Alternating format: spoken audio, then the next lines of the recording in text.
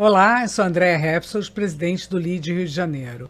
O Business Talk de hoje é com a Henri Soares, que é uma jornalista, comunicadora, especialista em marketing, marketing de serviços, mídias sociais e filosofia. Ela tem uma formação na PUC do Rio e na Escola Superior de Propaganda e Marketing e mais de 30 anos de experiência em comunicação. Atua como consultora, apresentadora e roteirista e tem uma especialização em psicanálise. Além disso, ela é fundadora da ONG Paraíso dos Focinhos, onde ela lidera um movimento importantíssimo, né, aqui no nosso estado de proteção ao meio ambiente e aos animais. Para a ONG, já escreveu livros educativos infantis sobre conscientização, proteção e preservação de animais e do meio ambiente. Aí você tem essa trajetória super multifacetada. Eu fiquei cansada quando você começou a falar das coisas, eu falei, sou eu? Não, mas é bacana, né? Porque é multissetorial, multifacetada e atua tanto nessa parte de comunicação quanto filosofia e principalmente esse seu braço de proteção animal que é tão reconhecido aqui, né? Como é que essas áreas se entrelaçam na sua vida? Como é que você influencia essa sua visão de mundo e o seu trabalho, né? Na verdade, eu acho que o meu papel no mundo são causas, né? Meio ambiente, animais, despertar as pessoas para se autoconhecerem, para falarem sobre assuntos relevantes sobre a gente, sobre o mundo, sobre a sociedade, de uma forma geral. E a causa animal é uma causa que eu amo de paixão e tudo que eu faço, eu incluo. Então, por exemplo, a filosofia não tem nada a ver com a causa animal. Sendo que existem filósofos que falam sobre os animais e sobre a importância deles. Então, quando eu comecei a fazer o Filósofo, né, que é o meu Instagram de filosofia, eu falei, cara, de que forma eu posso incluir o Paraíso dos Focinhos aí? E aí eu falei, bom, eu vou falar sobre filósofos que falam sobre os animais, ou a importância ou a desimportância deles, porque a gente, na verdade, tem alguns, como Descartes, que fala sobre animais como máquinas. E aí eu aproveito o meu Instagram para falar sobre isso. Então, em qualquer momento da minha vida, em todos os projetos, eu falo sobre os animais, sobre o meio ambiente. Eu estou fazendo qualquer coisa que seja, eu falo, dá para inserir aqui a proteção dos animais? Dá para inserir aqui a ONG Paraíso dos Focinhos? Porque é o meu grande job, assim. Acho que a causa da minha vida é a causa dos animais. Então, eu acabo encaixando aqui, encaixando ali. A filosofia, ela surgiu para mim há mais ou menos, sei lá, 20 anos atrás. Eu comecei a participar de saraus, e aí depois comecei a ler romances filosóficos, comecei a fazer uma leitura desses romances sem entender de filosofia. E chegou um momento que eu falei, cara, eu preciso entender a filosofia para entender os romances. E comecei a fazer vários cursos rápidos. Fiz vários na internet, presenciais. E chegou o momento... Também não é simples entender a filosofia, não, né? é zero simples, né? E chegou o momento que eu falei, cara, eu vou fazer alguma coisa mais robusta. Eu estou escrevendo para o Instagram, que tem 9 milhões de views, tem 830 mil pessoas que me seguem, então eu preciso entender disso a fundo. E aí eu me matriculei numa especialização na PUC de filosofia, e eu estou amando, ainda estou terminando essa especialização. Eu falei, cara, eu vou agora aprofundar nessa história. E foi assim, foi um percurso de elaboração. Você começa fazendo as coisas de um jeito mais simples e chega uma hora que você fala, agora está na hora de eu embrenhar por esse caminho de uma forma mais profissional. Você tem mais de 30 anos, né, já atuando nessa sua carreira de comunicação, né? Como é que você vê o marketing de serviços e as mídias sociais? Como é que isso hoje até muda um pouco do mindset das causas sociais? Como é que você vê isso? Olha, a sorte do Paraíso dos Focinhos, que é uma ONG fundada por mim há 14 anos atrás, é ter uma presidente que tenha a comunicação e o marketing como carreira. Porque hoje tudo é marketing, né? Você vai falar de uma causa como a causa animal, que é uma causa delicada e ao mesmo tempo necessitada de atenção. Você precisa de ações, você precisa de movimento, você precisa falar de um jeito diferente para captar recursos, para trazer as pessoas para a sua causa. Então, eu acho que o fato de eu ter feito jornalismo e especialização em marketing de serviço fizeram com que eu entendesse como comunicar para as pessoas essa necessidade. Vou te dar um exemplo. Todas as ONGs ou protetoras, elas falavam assim, me ajudem, eu preciso de ajuda, minha ONG precisa de ajuda. O Paraíso dos Focinhos, ele começou lá atrás, falando na primeira pessoa do animal. Então, por exemplo, a gente pegava um animal como a Drica, que era uma cachorrinha que foi explodida com bombas numa comunidade, inseriram bombas no ânus dela. Ela foi tirar com a boca, explodiu tudo, focinho, ânus e tudo. E aí eu pego essa cadelinha e eu faço ela contar a história dela. Não sou eu que chego lá e falo, eu sou Henri, presidente, e a Drica foi explodida e precisa de ajuda. Ela fala, oi, eu sou a Drica e eu preciso de ajuda. Eu fui explodida e eu preciso passar por cirurgias, eu preciso de tratamento. Quando eu trouxe os animais para a primeira pessoa, foi uma grande revolução assim, na causa animal, porque não sou mais eu, não é mais a ONG, não é mais a Henri. São os animais pedindo socorro. Quando a gente fez isso, foi exuberante, porque assim, as pessoas começaram a conversar com esses animais. Então você olhava no Instagram, você via a pessoa falando assim, Drica falando com ela. E eu mesma falava assim, eles estão falando com uma cachorra. Mas qual o problema tem nisso? Uma cachorra humanizada totalmente. Humanizada. Né? E que eu humanizei, eu pensava assim, em que momento eles estão falando com essa cadelinha, né, com a Drica, como se ela fosse realmente a pessoa que estivesse contando essa história. Eu falei, eu produzi isso.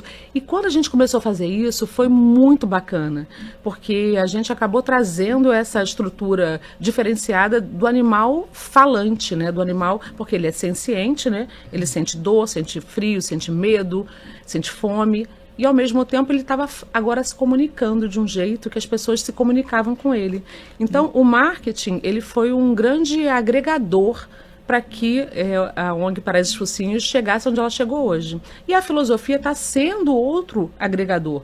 Porque quando eu pego, por exemplo, Schopenhauer, que defende os animais, que fala que quem maltrata os animais maltrata o ser humano, né? Ou quando eu pego Descartes, que fala, bom, o animal é máquina, ele só serve para produzir para o humano, eu levanto questões para o Paraíso dos Focinhos que são questões que não são levantadas, que não são questionadas. É interessante isso, que as pessoas não param para pensar, né? Exatamente essa sua página, que é O Filósofo, né? O Filósofo Underline.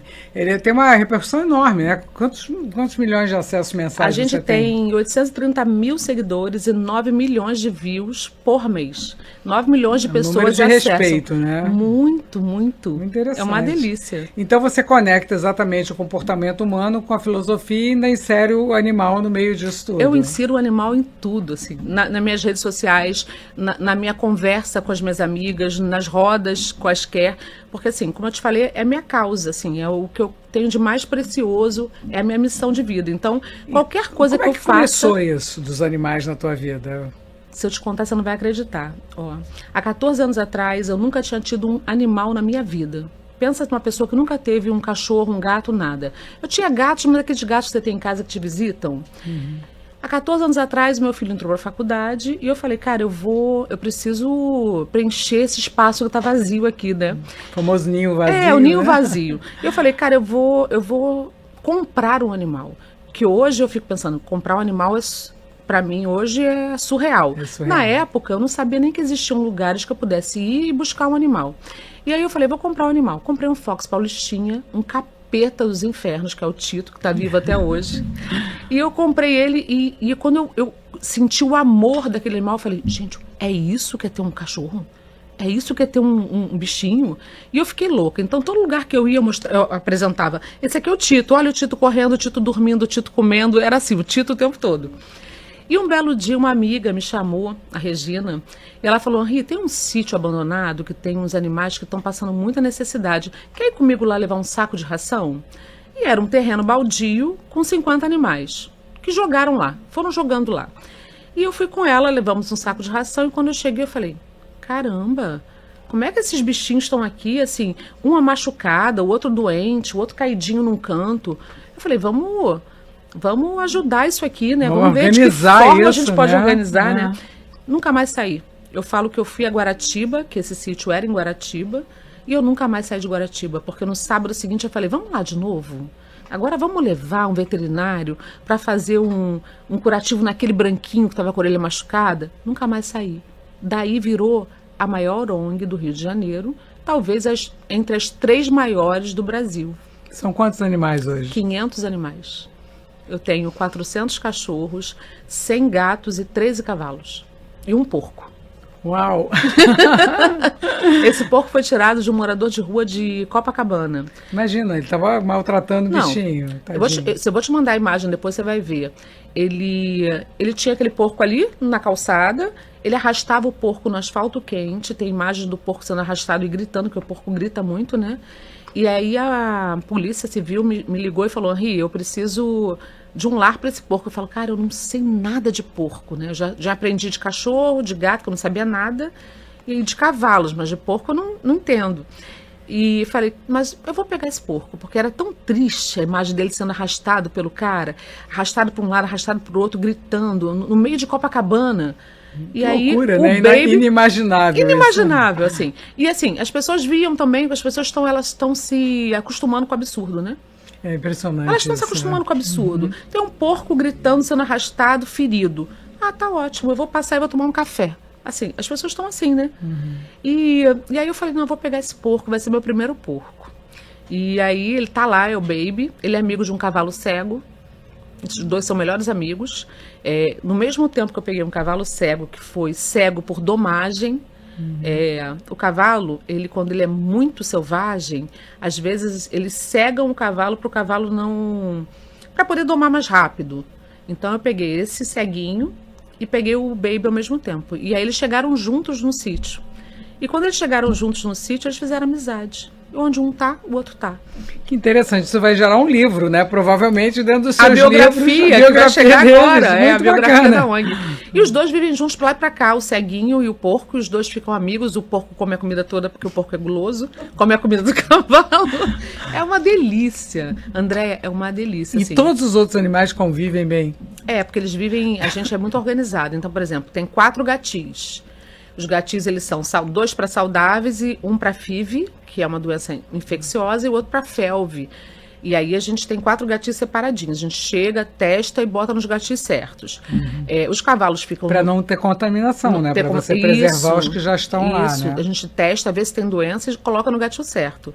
Os cavalos, eles são testados fora dali, porque eles também têm doenças que podem, enfim, causar infecção de todos eles, né? Eu não imaginei que você tinha cavalos. De onde eles vieram? Perdidos? Vieram de carroceiros. Vieram de carroceiros que espancam, maltratados. Meu primeiro cavalo levou um tiro de bala perdida. Eu também, igual o porco, assim. O porco, como foi, tipo, um porco arrastado, vou levar, o cavalo foi...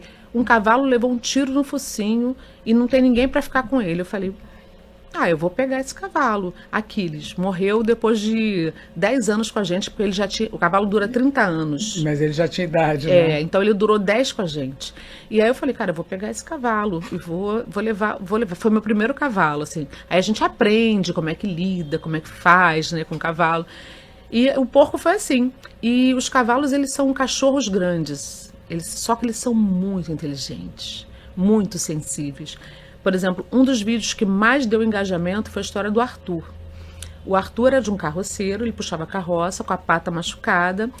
E o carroceiro, quando ficava chateado porque ele não tinha força, porque a pata doía, ele dava tapas no focinho do Arthur. Então o Arthur, ele não era só agredido, ele era humilhado. Ele era humilhado, ele levava tapas na cara. Que horror, né? É. Que horror. Como é que alguém tem capacidade de fazer isso com o animal, né? E aí, o Arthur, quando a gente resgatou, ele ficou muito tempo, porque a gente leva cenoura, maçã, né? Ele ficou muito tempo sem comer da nossa mão, porque a mão representava a agressão. E aí a gente ficava tentando dar cenoura, maçã, ele tinha vontade, mas ele não conseguia. Em determinado momento, depois de, 10 meses... eu fui dar uma maçã para ele e ele teve coragem de chegar e de receber a maçã. E aí tinha tipo uns 8 voluntários, 10 voluntários, a gente chorou, feito criança, né? Porque a gente falou, caramba, ele finalmente reconheceu que nem todo humano maltrata. Impressionante. Como é que você mantém essa sua ONG? Como é que é isso? Porque com essa quantidade de animais, com a quantidade de alimentos, né? E, por exemplo, os bichos podem ser adotados? Olha... a gente coloca todos em adoção, exceto cavalos. Porque o cavalo, principalmente os que são maltratados, eles não têm muita função. Então, quando alguém quer adotar um cavalo, geralmente é porque ele quer um fim de trabalho para esses cavalos. O que a gente quer é aposentá-los. Por exemplo, teve uma vez que um adotante entrou em contato conosco e falou assim: eu quero muito adotar esse cavalo. Era uma égua até, uma égua forte, magrela, grandona. Eu amo os animais. A gente falou: manda foto de onde você vai criar esse cavalo. E ele distraidamente mandou uma foto que no final da foto tinha uma carroça. Tinha uma carroça. Tipo, ele não se. Então, o cavalo a gente nem se preocupou. Ele falou, não. Nem as verdades, né? Então, assim, a gente coloca todos para adoção, exceto cavalos em situações extremas. E a gente vive da doação das pessoas que acreditam no paraíso dos focinhos. Então, a gente faz um trabalho sério, onde a gente resgata.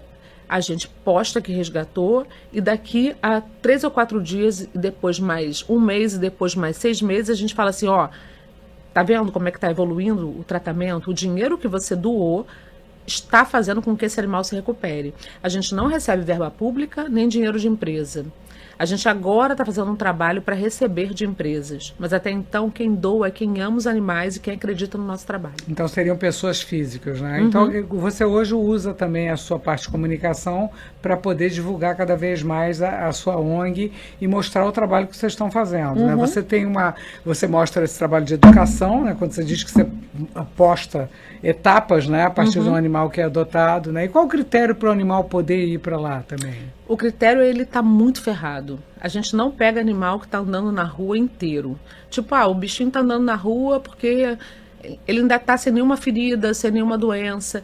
Isso é muito ruim, porque, na verdade, a gente acaba deixando esse animal lá e uma hora ele vai estar ferido, ele vai estar atropelado, ele vai estar com uma bicheira. Só que se a gente for pegar todos, a gente não dá conta. Então a gente optou por pegar casos raros. Ninguém pega, ninguém consegue cuidar, ninguém tem condições de cuidar, porque a gente tem na verdade a gente tem um hospital praticamente, uma clínica dentro da ONG, com enfermarias, com ar-condicionado, com 2 veterinários, com assistentes veterinários. Então, assim, para a gente o custo da internação existe internamente. Então, a gente prefere pegar animais com casos gravíssimos e aí que outros protetores não vão conseguir pegar.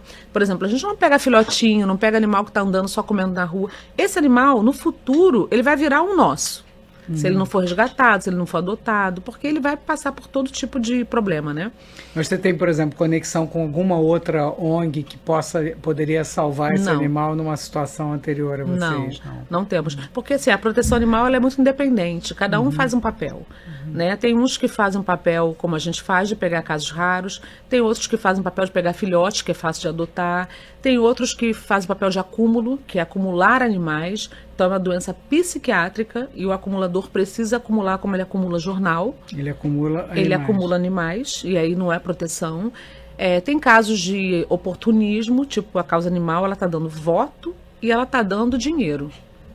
Lamentável, né? Ela está dando dinheiro para quem não faz o papel dela, para quem não tem, como eu, 20 funcionários, para quem não tem, como eu, as vacinas em dia, as castrações em dia. Para quem não faz nada pelo animal, pega o animal, bota lá e fala, eu preciso de dinheiro para bancar esse animalzinho, maravilha. Assim, tá dando dinheiro para essas pessoas. Para a gente que trabalha sério, a gente está falido. A proteção está falida. Porque a gente está dividindo espaço com essas pessoas. Não tem nenhum incentivo de governo, nada disso, para esse tipo de trabalho? Existe. Várias ONGs trabalham com esse incentivo. A gente não trabalha. Assim. Eu, particularmente, eu sou da política, trabalhei muitos anos como diretora de partido político, mas eu, particularmente, para a causa animal, eu prefiro trabalhar com quem ama e quem gosta. Eu ainda não entrei nessa seara de, tem uma emenda aqui para você. Eu, particularmente, não gosto, porque tem sempre uma contrapartida que eu não sei se ela é efetiva e verdadeira, né? Então, assim, há 14 anos eu resolvi entrar nessa causa. Tudo que eu faço a partir daí, tanto comunicação quanto a filosofia, eu sempre puxo, né? Por exemplo, agora, dia 16 de junho, eu vou fazer um evento na Casa de Cultura Laura Alvim com 2 professores, Irã Salomão e Remo Manarino. São 2 professores, um é coordenador da PUC, o outro é professor da PUC, e com o Paulinho Mosca cantando.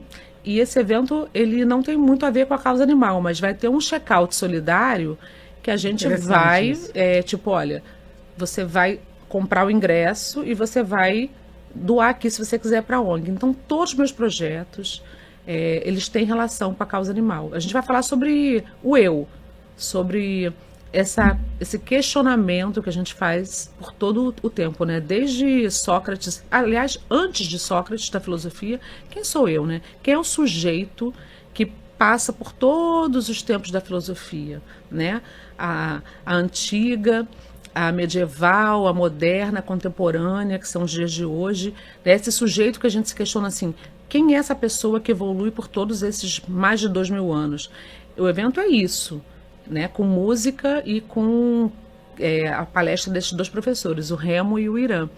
Sendo que eu vou fazer alguma coisa ali para ajudar a ONG. Então, tudo que eu faço... Em algum momento você coloca uma divulgação, né? Quer dizer, mais um público que pode estar te ajudando e colaborando com isso. Exatamente. É interessante. Como é que você faz essa mistura da sua filosofia de vida para o seu trabalho, né? Que você está sempre valorizando o que seria reflexão, questionamento, né? Como é que molda as suas decisões, isso dos teus projetos, principalmente na interseção, né? Você trabalha com impacto social, né? A partir do momento que você tira também um animal que está numa situação de risco, né? Você também está ajudando a esse impacto social, né? Como é que é esse mix?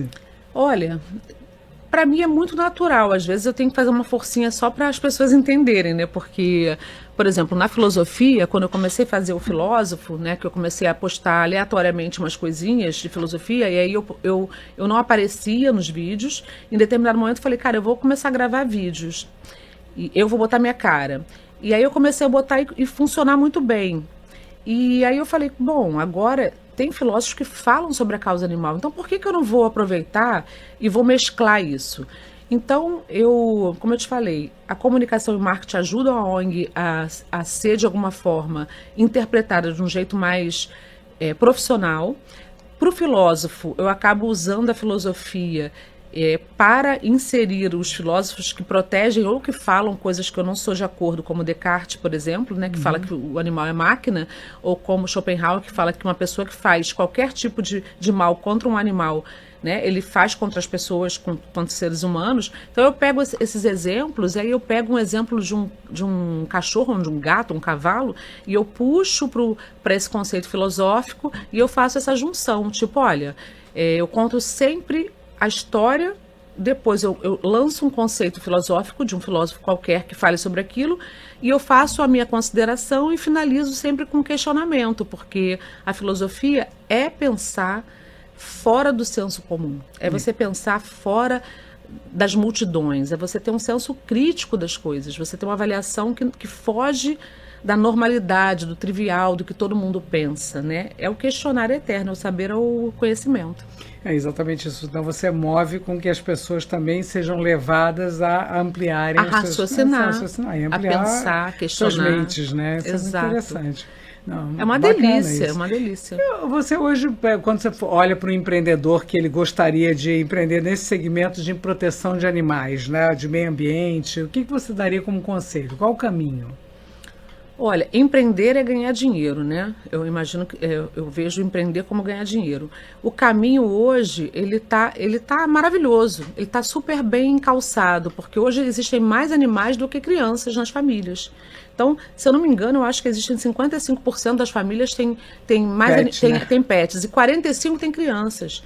Então, se eu não me engano, o dado é esse. E se for isso, imagina o mercadaço que esse cara tem para trabalhar. Por exemplo, agora mesmo tem até um lugar que faz enterros e faz cerimoniais, que chama Memo.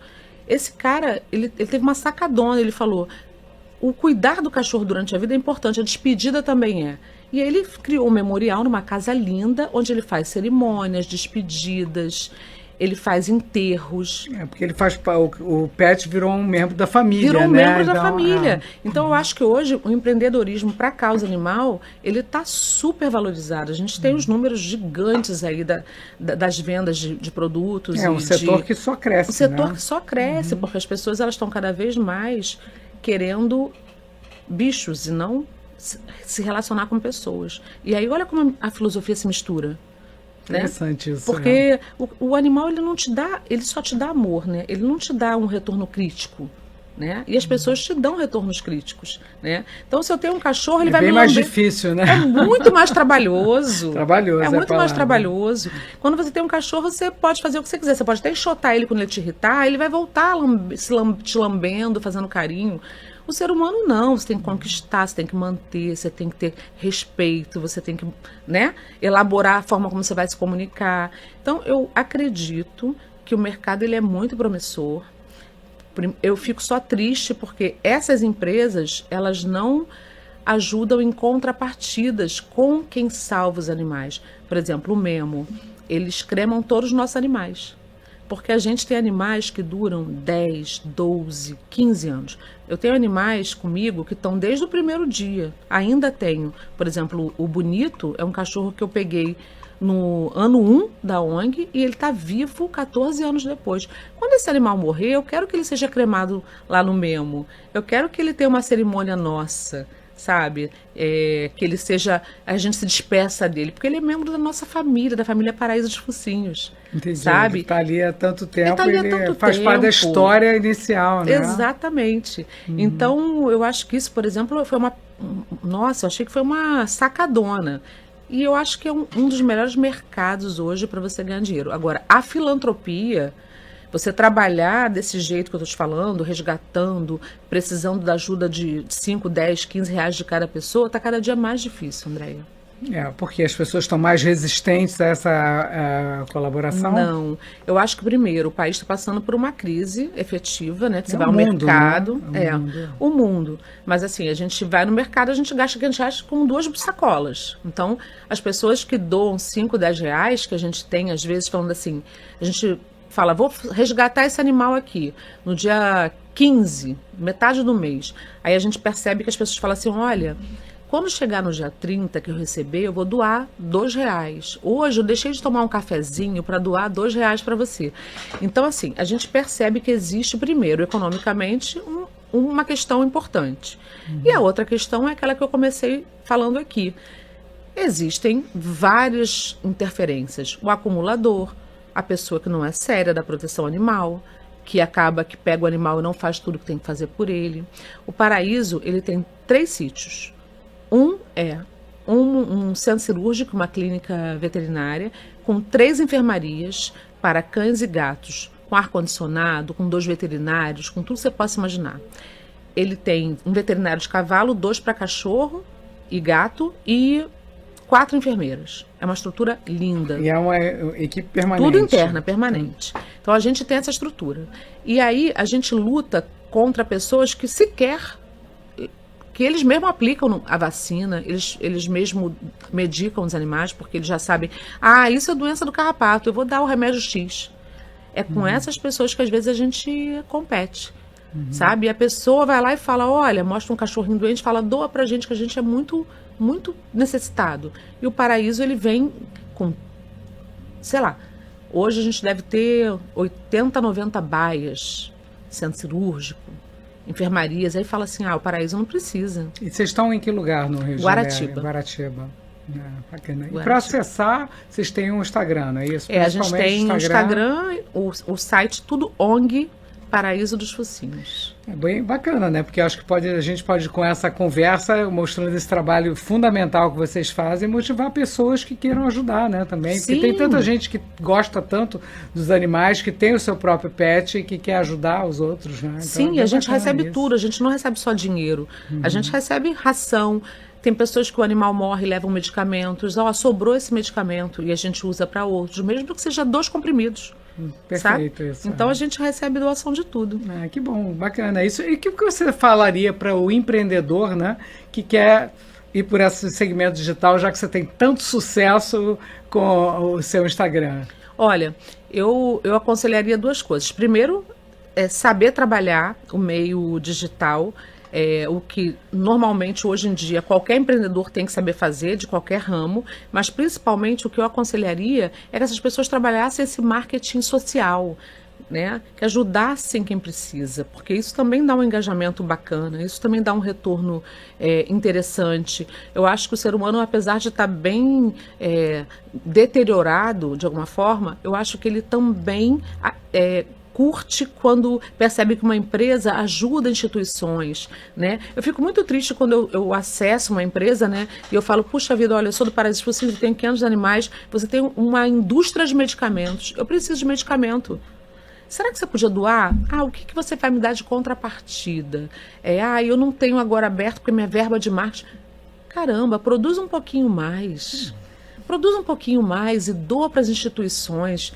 Sabe, o que a gente está fazendo é o papel do governo, do estado, do município. Sabe, são esses animaizinhos que de alguma forma sustentam a tua indústria, a tua empresa. Mas em compensação também tem pessoas com corações enormes, né, que te ajudam e que colaboram até para... Né, então acho que tem os dois lados sempre. Eu tenho. Né? Por exemplo, ração. Eu não compro ração. Eu gastaria hoje para os meus animais aproximadamente R$35 mil de ração. A FVO, ela paga toda a minha ração. Ela é uma indústria de ração e ela me doa ração. Sensacional isso. Sensacional, né? né? É uma pessoa que entendeu o trabalho fundamental que vocês fazem. Pensa, né? Fantástico. Pensa se a gente tivesse que comprar isso, a gente não teria. Talvez a gente hoje estivesse num aperto maior do que a gente está.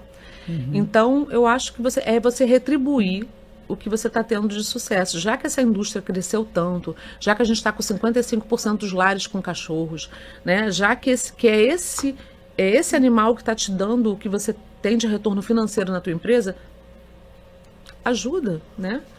E aí eu procuro conscientizar as pessoas, não só nesse sentido, mas filosoficamente, né? Falando lá no filósofo de como a gente pode, de alguma forma, fazer esse movimento, esse pensamento de como os filósofos pensavam, de como, de alguma forma, o animal teve essa sua importância sendo aumentada. Se você falasse antigamente assim, há 20, 30 anos atrás, cachorro de rua, como era tratado? Era tratado de qualquer jeito, era tratado como um sarnento, tinha as carrocinhas. Olha a evolução disso, né? Você pega, como eu te falei, Descartes, que falava que o animal é máquina, é para uso humano.